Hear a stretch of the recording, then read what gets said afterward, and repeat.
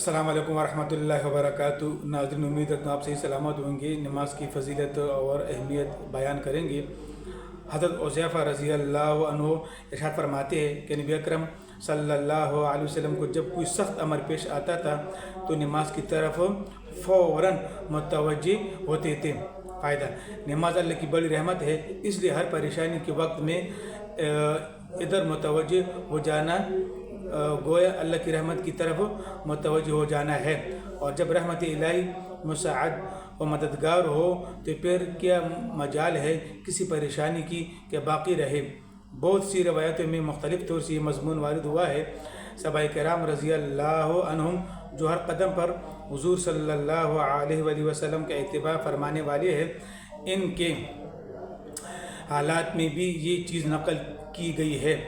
حضرت ابو درداء رضی اللہ عنہ فرماتے ہیں کہ جب آندھی چلتی تو حضور اقدس صلی اللہ علیہ وسلم فوراً مسجد میں تشریف لے جاتے تھے، اور جب تک آندھی بند نہ ہو جاتی مسجد سے نہ نکلتے۔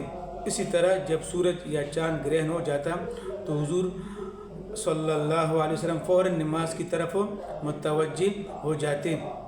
حضرت صہیب رضی اللہ عنہ حضور اقدس صلی اللہ علیہ وسلم سے نقل کرتے ہیں کہ پہلے انبیاء علیہ السلام کا بھی یہی معمول تھا کہ ہر پریشانی کے وقت نماز کی طرف متوجہ ہو جاتے تھے۔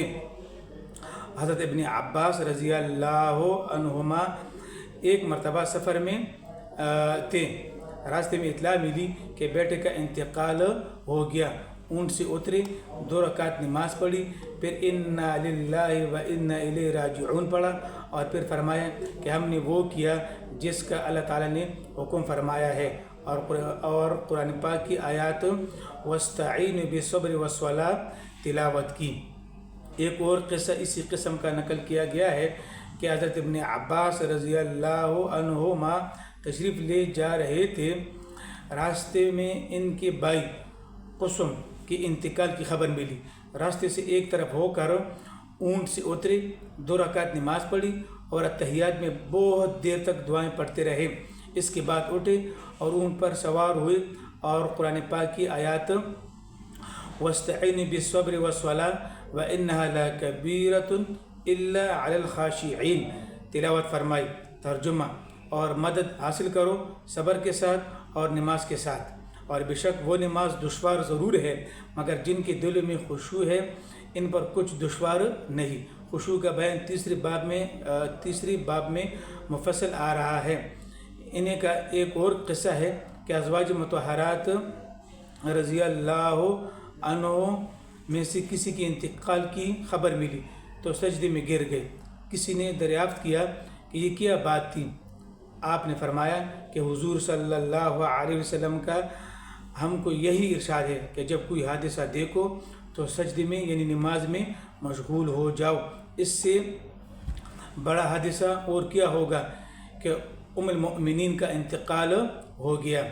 حضرت عبادہ رضی اللہ عنہ کے انتقال کا وقت جب قریب آیا تو جو لوگ وہاں موجود تھے ان سے فرمایا کہ میں ہر شخص کو اس سے روکتا ہوں کہ وہ مجھے روئے، اور جب میری روح نکل جائے تو ہر شخص وضو کرے اور اچھی طرح سے آداب کی رعایت رکھتے ہوئے وضو کرے، پھر مسجد میں جائے اور نماز پڑھ کر میرے واسطے استغفار کرے، اس لیے کہ اللہ جل شانہ نے وَاسْتَعِينُوا بِالصَّبْرِ وَالصَّلَاةِ کا حکم فرمایا ہے۔ اس کے بعد مجھے قبر کے گڑھے میں پہنچا دینا۔ حضرت ام کلثوم رضی اللہ عنہا کے خاوند حضرت عبد الرحمن رضی اللہ عنہ بیمار تھے، اور ایک دفعہ ایسی سکتہ کی سی حالت ہو گئی کہ سب نے انتقال ہو جانا تجویز کر لیا۔ حضرت ام کلثوم رضی اللہ عنہا اٹھی اور نماز کی نیت باندھ دی۔ نماز سے فارغ ہوئی تو حضرت عبد الرحمن رضی اللہ عنہ کو بھی افاقہ ہوا۔ لوگوں سے پوچھا کہ میری حالت موت کی سی ہو گئی تھی؟ لوگوں نے عرض کیا جی ہاں۔ فرمایا کہ 2 فرشتے میرے پاس آئے اور مجھ سے کہا کہ چلو احکم الحاکمین کی بارگاہ میں، تمہارا فیصلہ ہونا ہے۔ وہ مجھے لے جانے لگے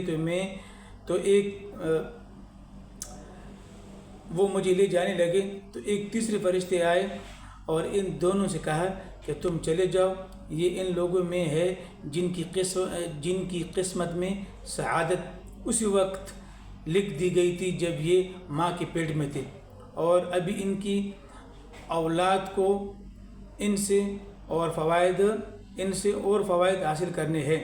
اس کے بعد 1 مہینے تک حضرت عبد الرحمن رضی اللہ عنہ زندہ رہے، پھر انتقال ہوا۔